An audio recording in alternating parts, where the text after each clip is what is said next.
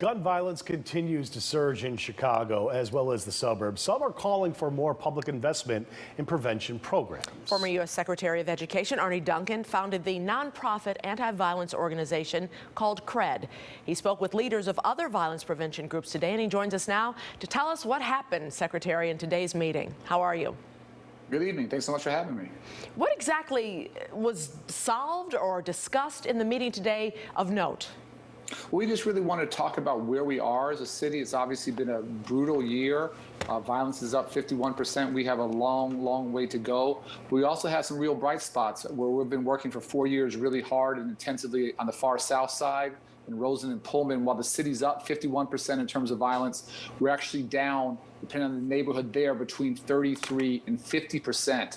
And so this is hard work, but where we invest, we have sort of 5 pillars to the work in great street outreach teams with amazing life coaches, with a clinical team to help guys work through their trauma. An education opportunity. We've had lots of guys get their high school diplomas. We had a drive-through graduation last week. And then employment and training. When we do those things, we're actually able to reduce violence. And so we want to continue to invest in our men, invest in our communities, not just keep doing the same old thing, not do what's working. And if we do that, they will lead us to a safer Chicago. Mr. Secretary, we all know about the importance of the long-term investments in education and business and opportunities. What is your message to these young men in the short term? You don't have to do this. There are better ways. There's hope, in your words.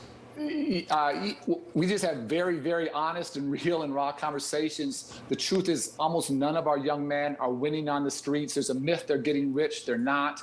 They're looking to do something different. I think what's so both tantalizing and hopeful, but also infuriating to me is that basically in every neighborhood where we're working, there's a waiting list. Guys are looking to get off the streets. They're looking to turn their lives around. It's not what they want to be doing, and we just have to meet them where they are and, again, continue to invest in their growth and development. But there must be some that you are missing because, as you say, Chicago's already surpassed the number of murders from last year. Right now, what can be done? There are meetings every day, different organizations, but the crime continues, the violence continues. What we have to do, Mike, is exactly your point, is we have to scale. We have to do what works at scale. Out south, where we're seeing some successes, we've worked over the past 4 years with more than 300 men. That takes time. That takes energy, that takes resources. We as a city haven't committed to that kind of intensity, comprehensive services. We haven't committed to those kinds of numbers across the city. Your point's exactly right. We are not reaching enough men in the city.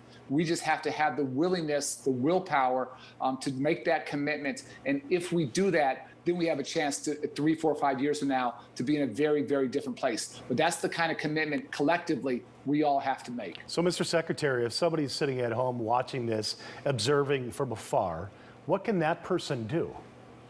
Well, again, there are many nonprofits across the city. We have a fantastic group that are working very hard in this violence prevention space, reaching out, helping, supporting, volunteering, whatever it might be. But ultimately, I think we have to work together. What this public safety is a public good.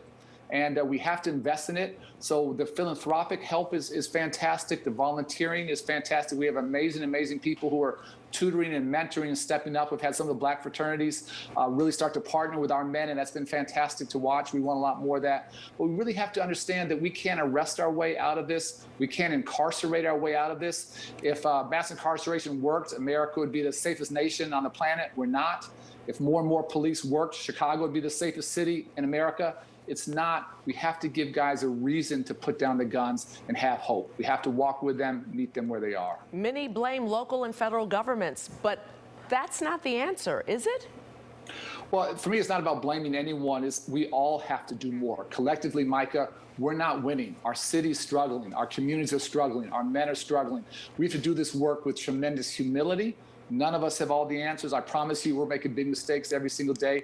We have to work with tremendous urgency, and we have to be driven by data, by what works. Again, when we see violence spiking across the city, or we see a couple of neighborhoods where violence is down tremendously, despite the pandemic, despite the murder of George Floyd, despite all the different traumas these communities are facing, we have to look and really ask the question, Why is something different there? Why is that working? And then again, take to scale what we know is making a difference. Well, thank you so much for your time. We got to go. How much do you miss playing basketball with the president, though?